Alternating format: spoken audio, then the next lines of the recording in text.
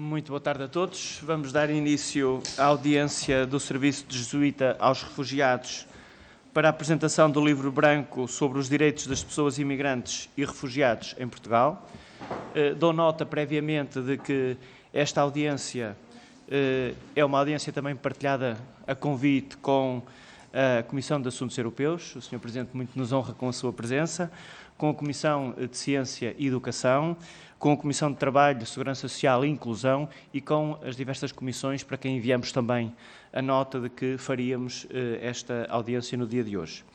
Recordo que a nossa grelha de tempos dita que terão 10 minutos para a vossa apresentação inicial, seguida das intervenções dos grupos parlamentares e deputados únicos, 4 minutos para cada grupo parlamentar e 2 minutos por deputado único, e depois terão novamente 10 minutos para responderem às questões ou às intervenções que os senhores deputados e as senhoras deputadas entenderem colocar. Relembro que podem acompanhar os tempos no relógio lá ao fundo, que é sempre um marcador um bocado ou um pouco impressivo destas audiências, mas o tempo é também uma questão que se impõe nestas audiências. E, portanto, dou a palavra ao Dr. André Costa, que é o Diretor-Geral do Serviço Jesuítas a Refugiados e que está acompanhado da Dra. Carmo Belfort, penso que pronunciei corretamente, e da Dra. Madalena Carvalho. O Sr. Dr. André Costa tem a palavra. Muito boa tarde. Em primeiro lugar, começava por agradecer esta possibilidade de apresentarmos aqui também o livro branco que publicámos no Dia do Migrante, dia 18 de dezembro. Este livro foi publicado em formato digital, tornando-o mais acessível ao maior número possível de pessoas, e está previsto ainda no dia 28 de fevereiro, no mês que vem, fazermos uma edição também em papel. O JRS está presente em Portugal desde 92, tem acompanhado as diversas fases das migrações em Portugal e da chegada de população migrante, chamada migrante voluntários ou económicos, mas também temos feito um trabalho bastante intenso naquilo que é o esforço nacional, que saudamos, de acolhimento de população refugiada, sobretudo nos programas de recolocação, reinstalação e, mais recentemente, no esforço feito no acolhimento de população vinda do Afeganistão e da Ucrânia.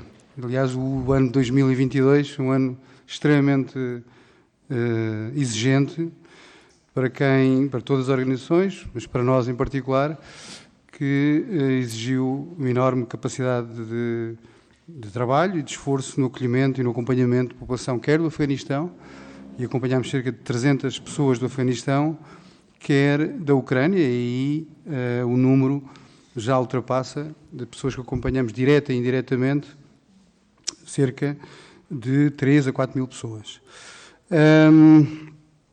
Este livro, concretamente, é, digamos, o resultado do trabalho nas frentes em que estamos, no acompanhamento, quer nos centros de acolhimento, quer nos centros de atendimento, das estruturas de centros locais de atendimento em Lisboa e no Porto, e a partir desta realidade concreta nós vamos percebendo quais são as dificuldades que as pessoas migrantes em Portugal sentem no seu processo de acolhimento de emergência, por um lado, mas também nos processos de relação com o Estado, na relação com os serviços públicos, face também àquilo que tem sido as alterações que vamos sentindo naquilo que é a responsabilidade do Estado no serviço a estas pessoas.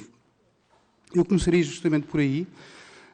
Um dos pontos, o livro branco propõe uma série de pontos, aliás, ele está assente numa lógica muito simples. Nós encontramos problemáticas no terreno, dessas problemáticas nós procuramos analisar as causas que estão a criar entropia no acesso dos migrantes aos direitos fundamentais ou às condições básicas de cidadania e fazemos propostas de alteração à situação, fazendo recomendações. E eu trago aqui 4 de todas as recomendações e propostas e problemas que encontramos e que poderão encontrar no livro. Pensamos que o livro é bastante completo na sua abordagem. Trago aqui apenas 4 e as minhas colegas irão também ajudar-nos um pouco a detalhar, porque trabalhando no nosso apoio de advocacy e apoio jurídico, elas lidam diretamente com a situação, com o apoio às equipas que estão no terreno e também lidam diretamente com a população migrante. Diria eu que eu começava aqui com estes pontos. O primeiro ponto tem a ver com a reestruturação do CEF.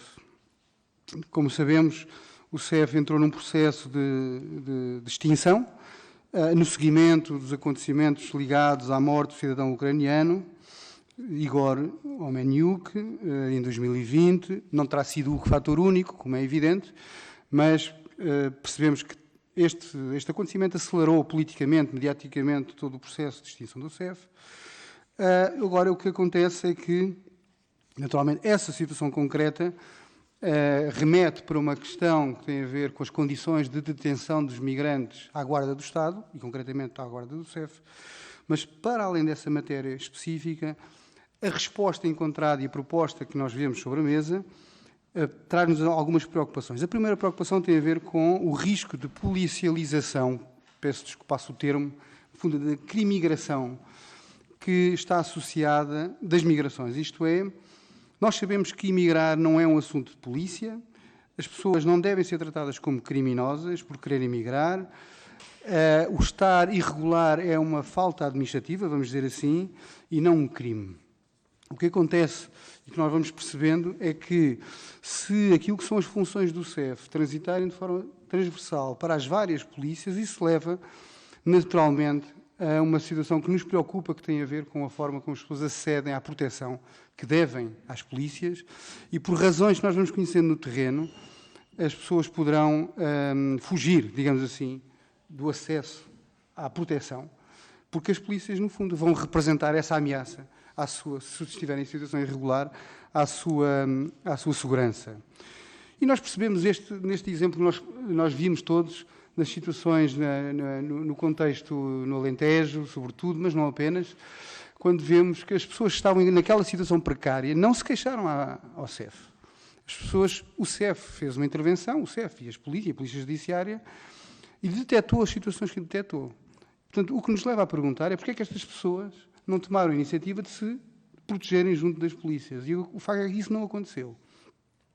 E isso deve-nos fazer pensar que, se calhar, a imagem que os migrantes têm, sobretudo aqueles que estão numa situação de dependência de redes, em situação irregular, olham para as forças de segurança como uma ameaça e não como alguém que tem o dever de os proteger. E, portanto, aquilo que nós entendemos é que deve haver, e fazemos esta recomendação, uma implementação efetiva de medidas, em primeiro lugar, alternativas à detenção. Aliás, estas medidas alternativas à detenção estão previstas na lei, mas não efetivadas.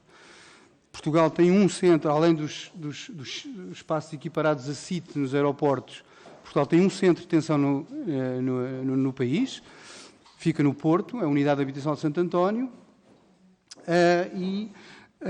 este espaço tem a presença desde o início de várias entidades parceiras, entre os casos do próprio JRS. Nós estamos desde 2006 nesse espaço e nunca aconteceu nesse espaço aquilo que aconteceu nos aeroportos.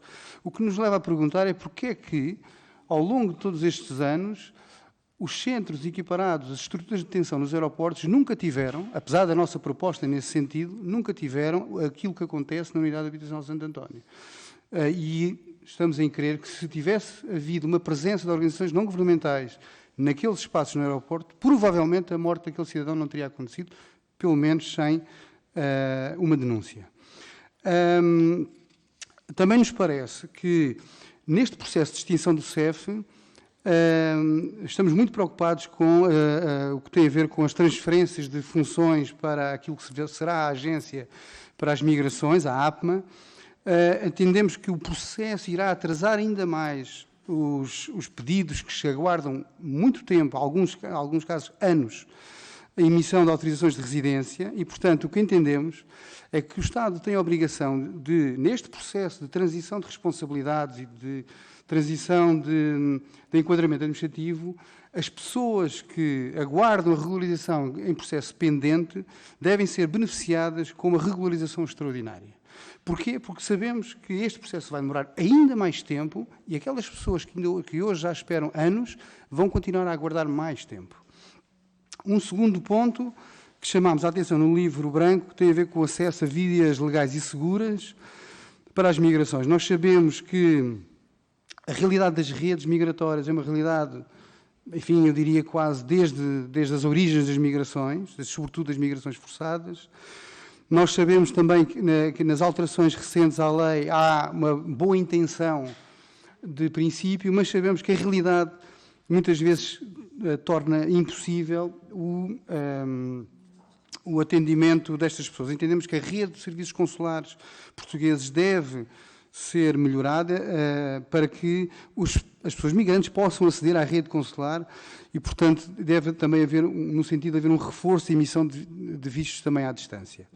Entendemos que deve haver um reforço e devemos acabar com a contratação de empresas privadas para da externalização da emissão de vistos por empresas privadas, porque muitas vezes as pessoas que se relacionam com estas empresas ficam sem os seus documentos e não conseguem ter forma de os reaver, porque não existe interlocutor para além destas empresas. Também entendemos que deve haver maior proteção às vítimas de auxílio à imigração ilegal.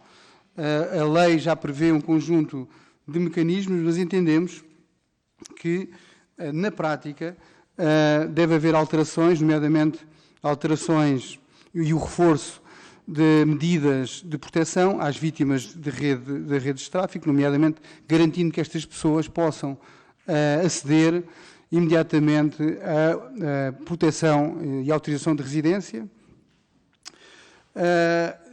Finalmente, entendemos que no acesso a um conjunto de direitos, sobretudo as pessoas migrantes, que sabemos que contribuem, como o Observatório das Migrações tão bem sublinhou no último relatório, os migrantes contribuem significativamente para as contas do Estado e entendemos que deve haver um esforço por parte do Estado de garantir que as pessoas consigam ter o acesso a um conjunto de mecanismos básicos. Lembro que foi possível para os cidadãos ucranianos conceder automaticamente o NIF, o número do utente da saúde e da segurança social, e isso é possível, esta experiência diz que é possível que as pessoas possam ter acesso imediato a estes números, porque estes números facilitam o processo de inclusão, facilitam a proteção das pessoas na saúde e a proteção das pessoas na relação com o Estado. E, portanto, estes são os pontos, diria, que entendemos que são, de uma maneira geral, aqueles que mais importa para debate. Há muitos outros aspectos que importa também melhorar no tratamento das pessoas migrantes e estamos disponíveis para as questões que queiram colocar. Muito obrigado. Dr. André Costa Jorge, agradeço a sua intervenção inicial. Passamos então à intervenção dos grupos parlamentares. Tem a palavra a Sra. Deputada Romualda Fernandes, pelo Partido Socialista. Sra. Deputada, tem a palavra. Muito obrigada, Sr. Presidente. A quem cumprimento, senhoras e senhores deputados. Em nome do Grupo Parlamentar do Partido Socialista, apresento aqui os nossos cumprimentos ao Dr. André Costa Jorge, Diretor-Geral dos Serviços Jesuítas para os Refugiados, a Dra. Carmo Belfort, que é Coordenador do Gabinete Jurídico desta instituição, e na vossa pessoa toda a equipa que trabalha com JRS. Agradecemos a vossa disponibilidade em apresentar nesta Casa da Democracia, numa audição conjunta com várias comissões, sendo eu representante da primeira comissão, dos Assuntos Constitucionais, Direitos, Liberdades e Garantia, o vosso livro branco sobre direitos das pessoas imigrantes e refugiados em Portugal, que é da vossa autoria e que já vai na sua 3ª edição. Saudamos o trabalho da JRS tem realizado ao serviço e defesa das pessoas migrantes em situação particularmente vulneráveis, em especial aos refugiados e deslocados forçados. Eu acompanho o trabalho desta organização praticamente desde o início dos anos 90 do século passado. Era responsável ainda a doutora Rosário Farmós, e também dizer que o doutor André Costa Jorge também o conheço já, também daquelas datas, noutras lides, certo, mas sempre ligada ao serviço das migrações, apesar da sua juventude. Este livro branco sobre o direito das pessoas imigrantes e refugiados que nos é apresentado hoje, como eu já referi, que vai na sua 3ª edição, além de informações com base nas suas ações concretas no terreno, traz-nos reflexões e análises detalhadas sobre a realidade com que confrontam nas suas atividades concretas no trabalho com a situação dos cidadãos imigrantes. Informações essas, desde já, que nós acolhemos com muito interesse e que consideramos que serão bem úteis para a nossa ação política e para a nossa atividade parlamentar. Apresentam-nos um trabalho exaustivo, de que se realça uma análise minuciosa centrada na alteração da Lei de Entrada, Permanência, Saída e Afastamento, recentemente adotada em 25 de agosto de 2022, bem como a alteração do asilo no sentido de melhor integração das pessoas requerentes de asilo e refugiados. Constatamos com apreço o vasto leque de benfeitorias que mencionam neste vosso livro branco, que é feito ao diploma, e também nos congratulamos de saber que, como me referem, muitas destas melhorias fazem também parte de alguma das vossas recomendações. As condições de acolhimento e integração com dignidade das pessoas imigrantes constituem a prioridade do programa do Governo e desta bancada do Partido Socialista. Por isso, só podemos acolher com muita abertura as vossas propostas. É óbvio que eu não me vou alencar, até por uma questão de economia de tempo, tenho que saltar tudo o que eu tinha previsto, que é para responder aqui a 2 perguntas. Fazer uma pequena explanação relativamente à alteração do CEF, nós já tivemos a oportunidade de debater, e também no que concerne a regulamentação. Peço que possa ir concluindo, por então favor. eu passo já a pergunta que não quero deixar de fazer, que é relativamente à questão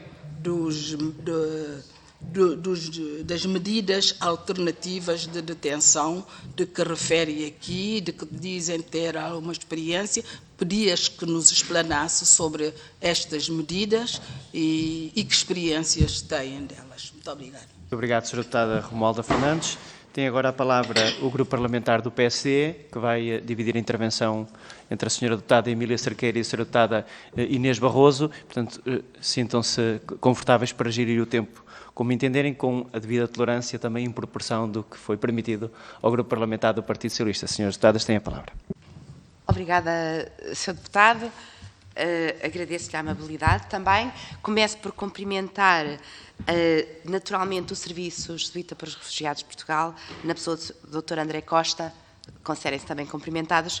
Esta matéria e as preocupações que aqui vem trazer, algumas delas, têm sido em grande parte aquelas que o PSD tem vindo a exteriorizar e a manifestar e até a chamar a atenção nos últimos tempos. Desde a questão do CEF à questão das migrações, dos atrasos, da forma como todos estes processos têm vindo a ser geridos, nós revemos em grande parte destas preocupações. Tenho de começar já por fazer esta nota, porque isso é público e sabido.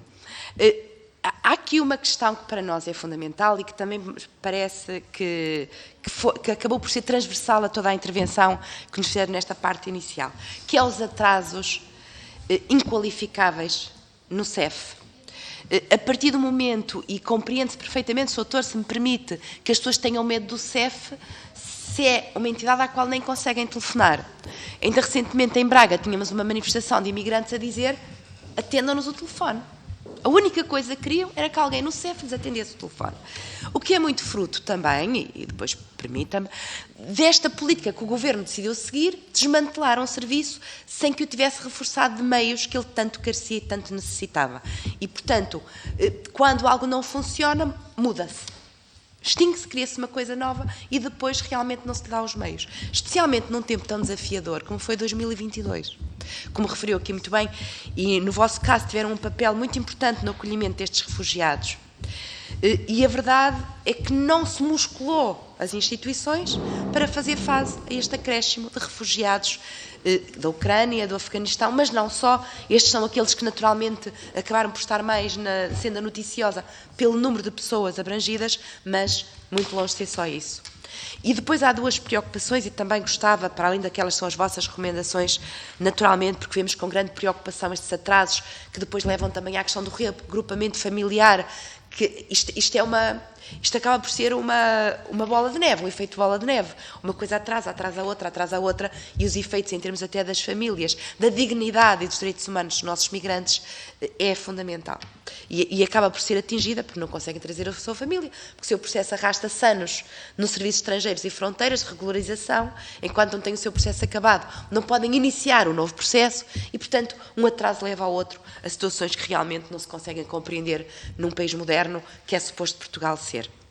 E, portanto, é fundamental, e gostava também depois da vossa apreciação sobre quais são as ferramentas que de facto têm que ser cada vez mais utilizadas e o reforço que é necessário para que haja a dignidade que os nossos imigrantes necessitem e refugiados, naturalmente. Depois uma outra questão, porque eu vou passar já à minha colega, que tem a ver com o facto de Portugal estar num inverno demográfico e precisarmos imenso de migrantes e de atrair migrantes e estrangeiros jovens, massa trabalhadora.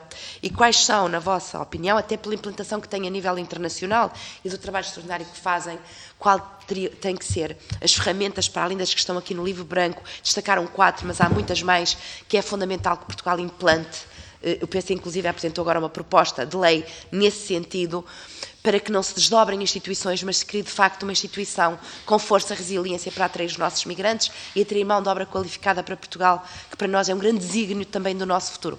E agora iria passar à minha colega. Muito obrigada. Sra. Deputada Inês Barroso, tem a palavra. Muito obrigada, Sr. Presidente. Muito boa tarde. Começo por me identificar porque sou deputada, mas da Comissão 8, que é a de Educação e Ciência, e, portanto, vou fazer algumas questões neste âmbito e, obviamente, cumprimento o Dr. André Costa Jorge, a Dra. Carmen Belforte, a Dra. Madalena Carvalho, sejam bem-vindos. Obrigada por terem vindo partilhar connosco aquele que é um estudo que está agora refletido na terceira edição do Livro Branco do Serviço de Jesuítas aos Refugiados. Em primeiro lugar, dar um enfoque de felicitação pelo trabalho desenvolvido, por todas as recomendações que partilham connosco e pela preocupação que nos trazem, mais uma vez, de podermos ser agentes de melhoria na qualidade de serviços que prestamos aos cidadãos que procuram o nosso país. Portanto, algumas das questões que apresentavam no e-mail que nos foi endereçado, o Grupo Parlamentar do PSD gostaria de se associar também, no fundo, dando esta força àquilo que o Serviço de Jesuítas aqui nos traduz, que é necessário que seja mais divulgado ou de forma eficaz o guia de acolhimento de crianças e jovens. Sim, creio que era uma ótima medida. Também uma ótima medida uniformizar todos os processos na área do acesso à educação, sendo emitidos ofícios circulares. Também nos parece uma boa medida, em termos de grupo parlamentar. Senhora Deputada, peço que possa concluir, por favor. Com certeza. E que haja uma maior formação dos professores. E nós acrescentaríamos até dos assistentes operacionais. Dúvidas que deixo. Se o Ministério deu ouvidos às conclusões e recomendações da segunda edição do Livro Branco, se têm dados específicos sobre o acolhimento das crianças e jovens até ao ensino secundário em Portugal, ou seja, se estamos a melhorar ou se mantemos aí dificuldades, ou se melhoramos, porque houve uma articulação da Direção-Geral de Educação para que dessemos entradas a todas as crianças e jovens nas escolas e que só depois pudesse vir o visto do seu país, ou toda a documentação inerente ao CEF, que nós já falámos aqui. Se notam melhorias na formação de professores neste acolhimento, porque o próprio testemunho diz que são escolas acolhedoras. Como sou de outra comissão, trazia mais questões e portanto, estou a tentar, Sr. Presidente. Eu agradeço imenso a sua tolerância. E, no fundo, se consideram, porque há escolas que têm essa autorização, se o ensino bilingue poderia ser uma ótima ferramenta para este acolhimento aos jovens. E se já reuniram com o Ministério este ano para a apresentação da terceira edição e o que é que foi concluído? Muito obrigada, Sr. Presidente. As minhas desculpas e muito obrigada. Senhora Deputada, muito obrigado. Tem agora a palavra pelo Grupo Parlamentar do Chega, o Sr. Deputado Pedro dos Santos Frazão. Sr. Deputado, tem a palavra. Sr. Coordenador, Srs. Deputados, cumprimento na pessoa do Sr. Dr. André Costa Jorge, o Serviço de Jesuíta para os Refugiados, sendo uma instituição da Companhia de Jesus e da Igreja Católica, é com imenso gosto que vos recebemos aqui hoje, porque expressam mais uma vez o grande papel mundial que a Igreja Católica tem como a maior instituição de caridade e de assistência às migrações em todo o mundo. E isso é de um enorme valor. Sobre as graves dificuldades que continuam a existir no acesso dos migrantes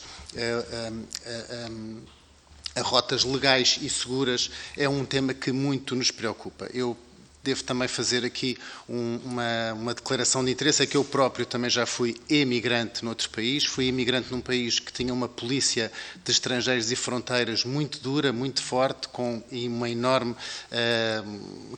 criteriosidade na aplicação das regras para os imigrantes e até na atribuição de cidadania, e portanto eu sei bem o que é que os imigrantes passam quando estão num país estrangeiro, e portanto para eles toda a minha solidariedade. No entanto, nós vivemos em Portugal e as leis têm que ser cumpridas. E no Partido Chega nós dizemos que de facto o crime ao auxílio à imigração ilegal é uma coisa que nos preocupa muito, é uma coisa que põe em perigo toda a sociedade e põe em perigo a própria pessoa humana, e é um drama ao qual não podemos escapar. E a nossa opinião é que, de facto, em novembro de 2001, quando foi anunciado pelo Sr.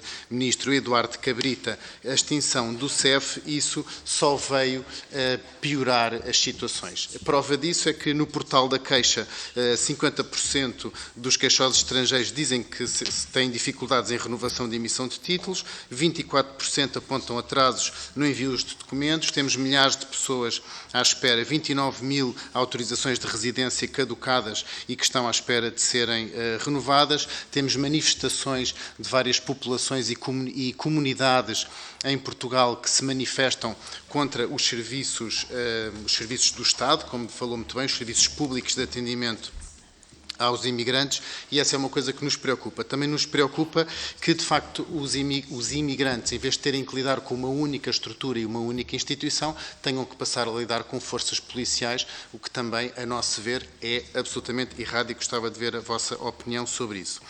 Outra coisa que nos preocupa é a rede consular. Nós sabemos que, para um imigrante aceder a uma via legal de imigração, os países têm que ter uma rede consular de atribuição de vistos e de explicação das condições de acesso a esse país, que tem que funcionar. Ora, nós sabemos que a rede consular em Portugal está altamente deplecionada até de recursos humanos, é um assunto que nos preocupa, e gostava de saber também a vossa opinião nesse sentido, no que é que se pode fazer acerca da rede consular.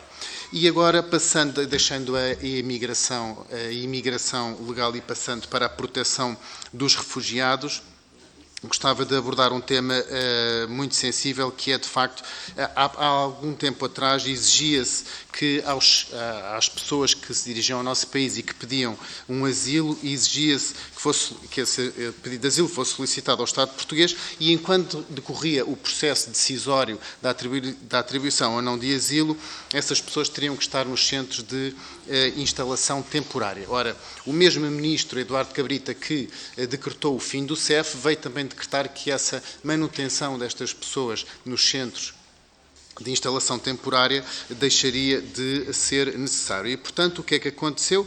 Aconteceu-se esses centros de instalação temporária, nós não olhamos para eles como penitenciárias ou como presídios, mas sim como uma proteção das pessoas que estão a pedir asilo. E o que aconteceu foi que, ao deixar-se essas pessoas pela sua própria sorte nas nossas cidades, o que aconteceu foi que muitas delas perderam-se. Nós perdemos o contacto dessas pessoas, muitas delas ninguém sabe onde é que elas estão e, portanto, na prática também correspondeu a um pedido exponencial de pedidos de asilo, porque as redes internacionais de tráfico também sabem que essa alteração aconteceu em Portugal e, portanto, os pedidos de asilo aumentaram brutalmente, exponencialmente, porque sabendo que estas pessoas não iriam ter que ficar à guarda do Estado, elas depois teriam mais facilidade em serem manobradas, digamos assim, por estas redes de tráfico humano. Para nós também, para o Chega, também foi um erro a eliminação da lei de estrangeiros, mas isto é outro assunto e, portanto, concretizando numa pergunta de maior chapéu, gostaria de lhes perguntar quais é que seriam as medidas que efetivamente poderiam combater as redes ilegais de tráfico humano. Mesmo agora com os refugiados da Ucrânia, em que foi muito célere, como o Sr. Jorge disse muito bem, a atribuição de NIF, de número de Sr. Deputado, peço que possa concluir, por favor. Mas essa rápida atribuição pode até estar a facilitar as redes de tráfico ilegal, nomeadamente no que sabemos na prostituição, para o trabalho neoesclavagista e até no tráfico de órgãos. É um assunto que muito nos preocupa e gostávamos de ouvir a vossa opinião. Muito obrigado. Sr. Deputado, muito obrigado. Tem agora a palavra pelo Grupo Parlamentar do PCP, a Sra. Deputada Alma Rivera. A Sra. Deputada tem a palavra. Muito obrigada, Sr. Coordenador. Queria cumprimentar, antes de mais, o Dr. André Costa Jorge e toda a delegação da JRS. Saudar, antes de mais, o trabalho desenvolvido, que julgo que é uma apreciação coletiva de que é, de facto, notável, mas saudar também aquilo que se traduziu depois neste livro branco, que é um notável trabalho de levantamento das questões que são relevantes no que toca à imigração, mas também na proteção, no caso dos refugiados, e dizer que, de facto, este zoom que nos permite ver no concreto, no dia-a-dia da pessoa que entra no nosso país, as dificuldades, os entraves, às vezes são questões de pormenor e que nós acabamos por só perceber, efetivamente, quando temos a oportunidade de ler este livro branco e, portanto, julgo que ele é de grande utilidade para qualquer decisor político e não só... queria começar por colocar esta questão. Dizer-vos também, para o PCP, a imigração é um bem e não deve ser tratado como um mal, e não deve ser perseguido, e não deve ser tratado como matéria policial. E, portanto, tudo aquilo que sirva, efetivamente, para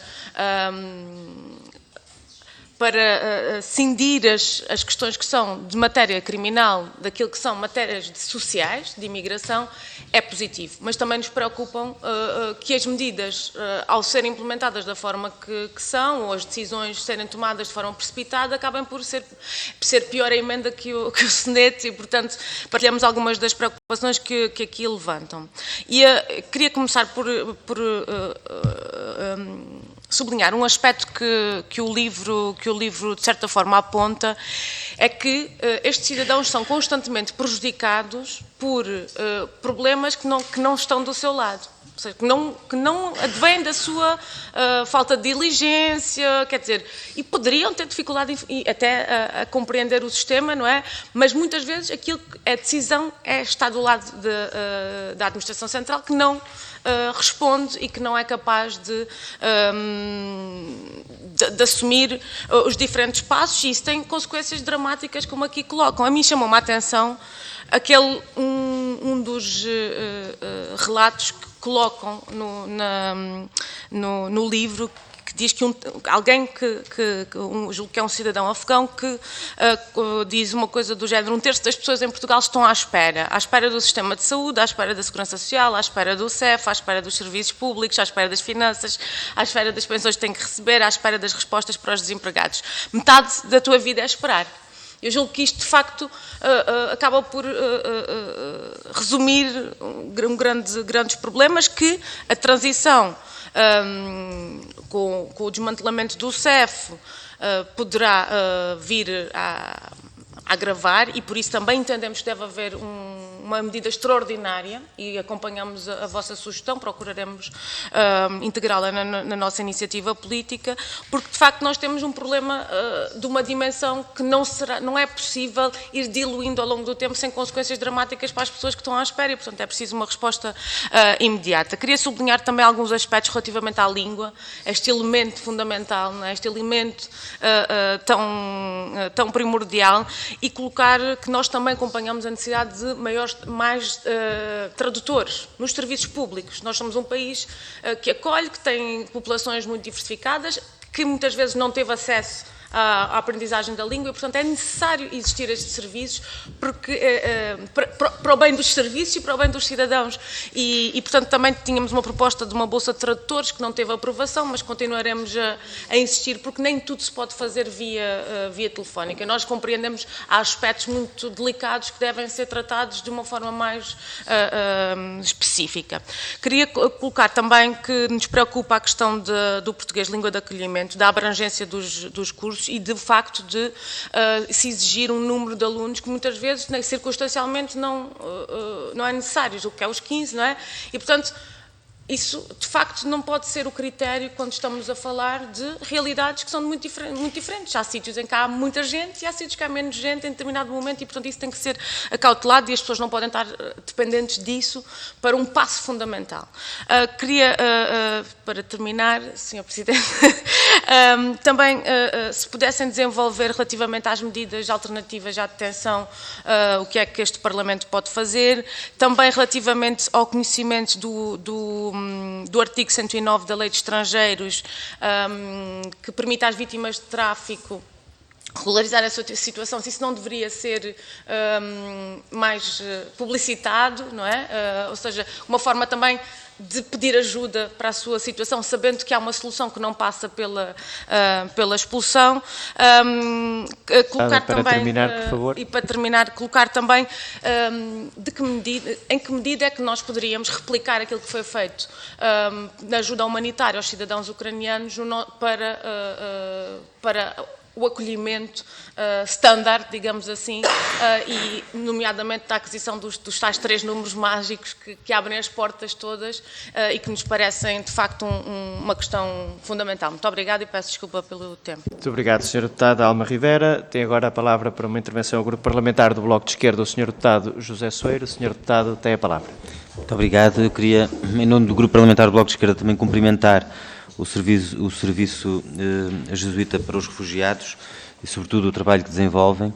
Eu queria pedir desculpa porque não pude ouvir a vossa intervenção inicial e provavelmente não poderei ouvir até ao fim a resposta que nos darão, porque temos uma audição com a Ministra do Trabalho daqui a poucos minutos e portanto, daqui a alguns minutos terei de sair.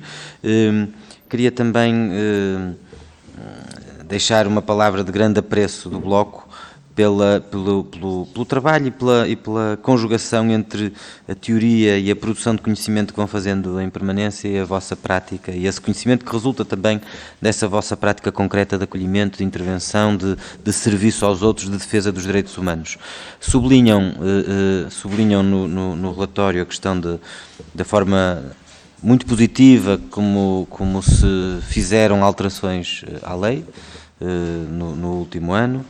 E nós concordamos com essa apreciação, ainda que seja possível e necessário melhorar muito, como também apontam, melhorar muito as vias de imigração rápidas e seguras e o respeito pelo direito ao asilo. E não é de menor importância nós encontrarmos numa Europa em que a hospitalidade, que deveria ser um valor humano fundamental, continuar a ser crime, em muitos casos. Ou seja, nós continuamos a ter crimes de hospitalidade na Europa, de pessoas que salvam outras vidas e que são atiradas para a barra dos tribunais, sob pretexto de auxílio à imigração ilegal, de terrorismo ou de mil e um outros pretextos. E, portanto, nós teremos a oportunidade de ouvir depois, porque fica gravado, as vossas respostas. Temos acesso também ao livro branco que publicaram, mas parece-nos que várias das recomendações que fazem sobre o acesso às prestações sociais, à justiça, a todos os serviços, sobre os mecanismos de regularização, sobre até a necessidade de regularizações extraordinárias, sobre a natureza que devem ter os espaços de fronteira, que não devem ser espaços eminentemente policiais, ou não devem ser espaços policiais, e também outras dimensões que, enfim, não vou percorrer todas, mas deixo só esta nota, porque até estamos neste momento também a discutir no Parlamento as alterações à lei do trabalho, a necessidade de nós reforçarmos os mecanismos de fiscalização, de combate ao abuso laboral, porque, como aqui foi dito, a imigração é positiva por muitas razões. É positiva do ponto de vista social, do ponto de vista cultural, é positiva do ponto de vista económico, é positiva do ponto de vista da sustentabilidade e da demografia do país. É conhecido de todos que os imigrantes em Portugal são contribuintes líquidos para a segurança social, mas continuam a ser muito maltratados.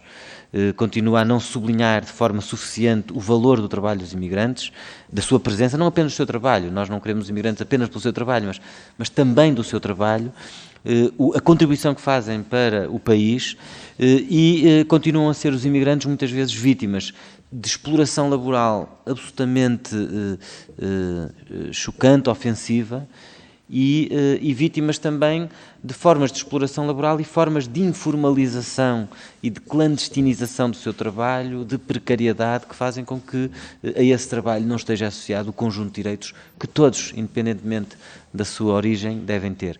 E isso para nós também tem sido uma questão importante. Estamos neste momento a discutir, tivemos esta manhã, continuaremos à tarde a discutir alterações precisamente para melhorar o combate ao trabalho forçado. E pronto, é uma, entre outras, mas é uma dimensão também que nos parece muito importante. E pronto, mais uma vez a nossa palavra de reconhecimento, de agradecimento pelo vosso trabalho. Muito obrigado, Sr. Deputado José Soeiro. Tem agora a palavra para a segunda intervenção, em resposta às questões ou às reflexões dos senhores e das senhoras deputadas. O Serviço Jesuíta aos Refugiados, o Dr. André Costa Jorge, ou se entender também a doutora Carmo Belfort e a doutora Madalena Carvalho, podem gerir os 10 minutos como entenderem mais pertinente.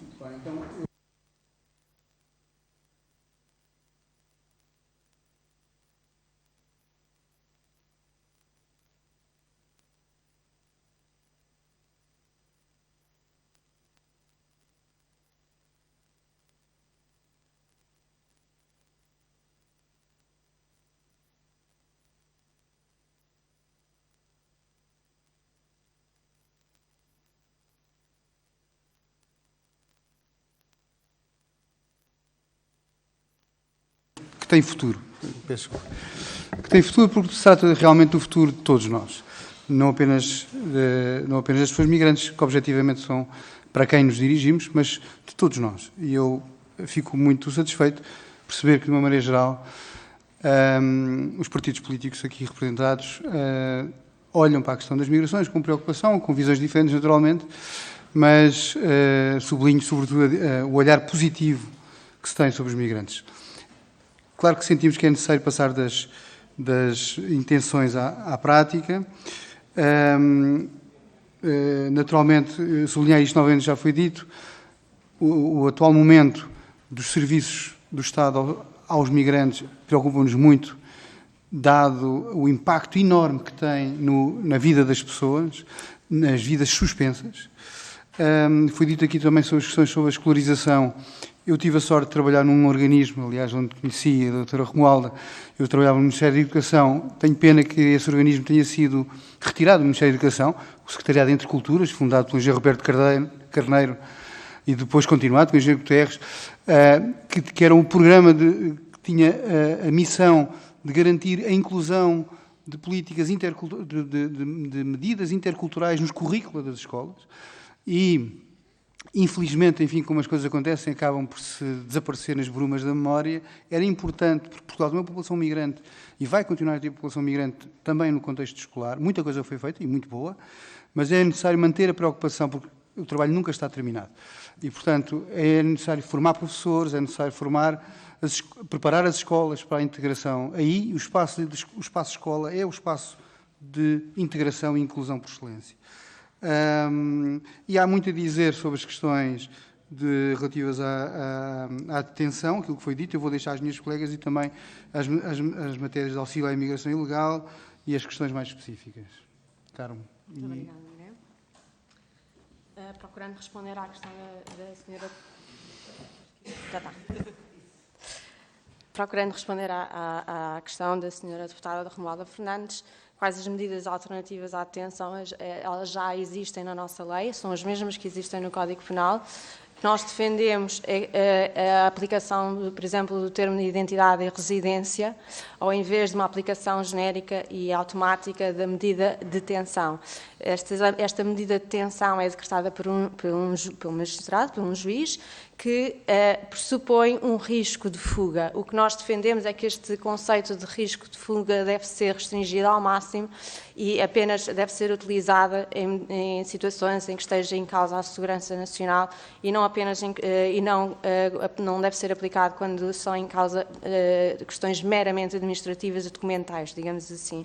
Estas medidas, para além das que existem já na legislação portuguesa e que não são aplicadas por conceito, existe também outros projetos já implementados na Europa. Os nossos colegas do JRS Bélgica e Roménia têm 2 projetos distintos. Destacamos o projeto do JRS Roménia, em que é atribuído um estatuto de tolerância quando não se consegue efetivar o retorno ao país de origem. Isto é muito comum porque o retorno ao país de origem depende da colaboração das entidades consulares do país de origem, que nem sempre acontecem. As pessoas acabam por ficar detidas 60 dias e as pessoas que maior tempo ficam detidas são aquelas que não têm a colaboração das suas entidades consulares, e esta situação, em nosso entender, é manifestamente injusta e não deve acontecer.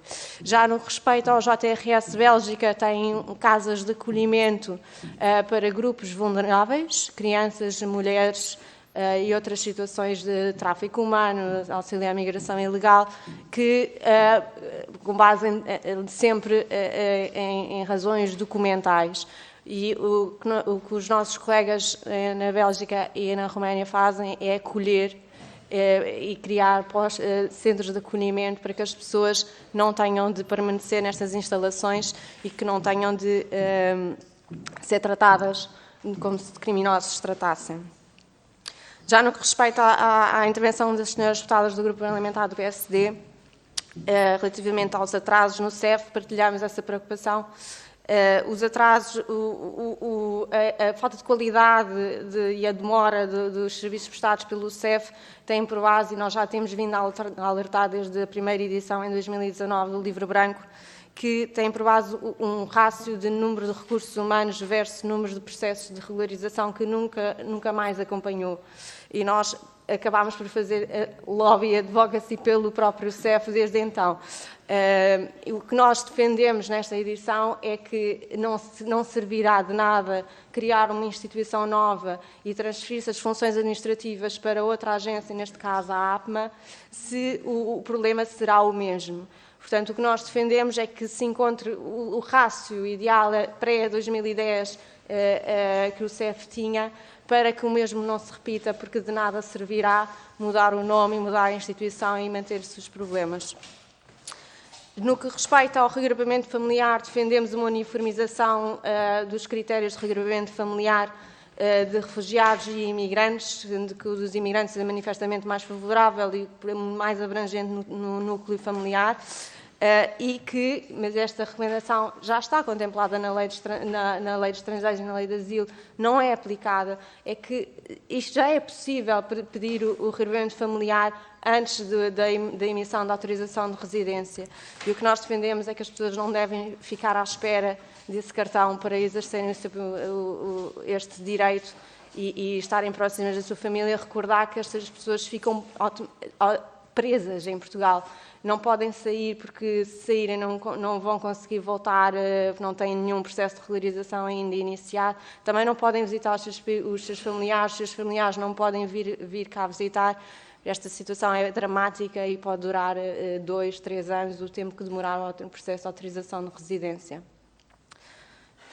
Relativamente à questão colocada sobre a demografia e como é que poderemos captar mão de obra qualificada, salientar que um dos pontos abordados no livro branco foi o reconhecimento de qualificações.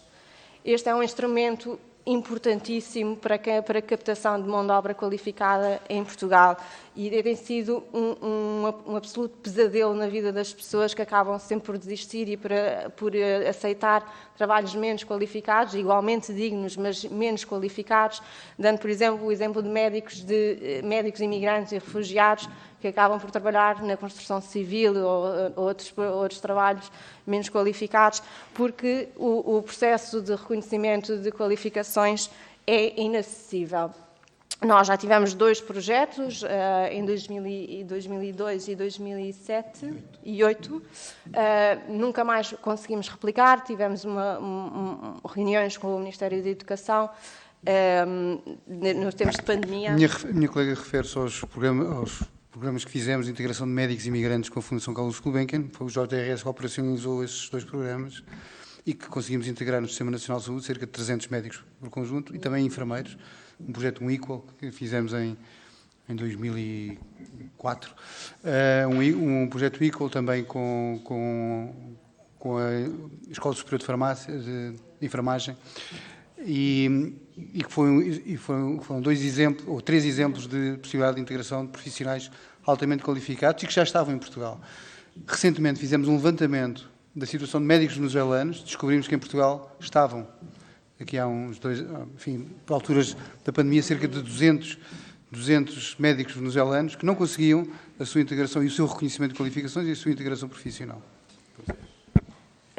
Relativamente à educação, dizer também que a integração progressiva faseada nem sempre acontece nas escolas portuguesas. O que acontece é que muitos alunos são inscritos em anos abaixo do seu nível de escolaridade, sentindo-se, aumentando o grau de integração, a integração da escolar destas crianças, muitas vezes subaproveitada e com base na fraca formação dos professores, muitas vezes não têm nenhuma língua bengala, inglês ou francês ou outra língua que possa facilitar esta integração destes estudantes. Temos visto, sabemos que tem vindo a ser melhorado o processo de emissão de vistos de estudantes no estrangeiro.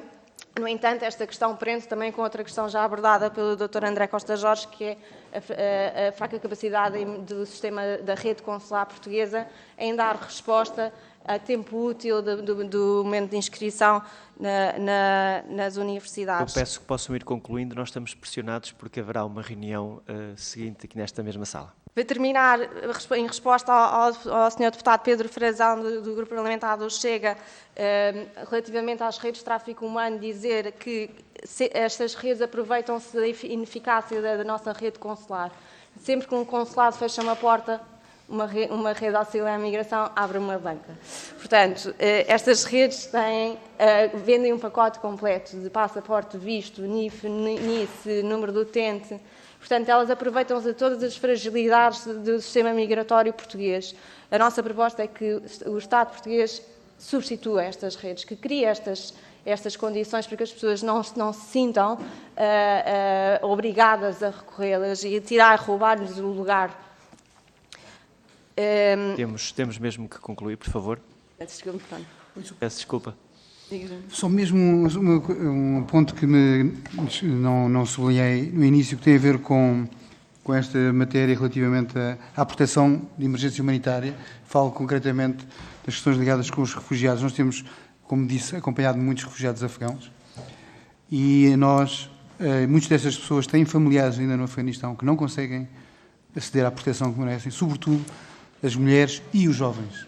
E, portanto, era importante que houvesse, da parte do Estado português, até porque há boa parte destas pessoas vieram para Portugal sob proteção do Estado português, e reconhecem isso, e, portanto, talvez aqui houvesse possibilidade, e a nossa recomendação vai no sentido que o Estado possa emitir vistos humanitários ao abrigo de programas de admissão humanitária nacional.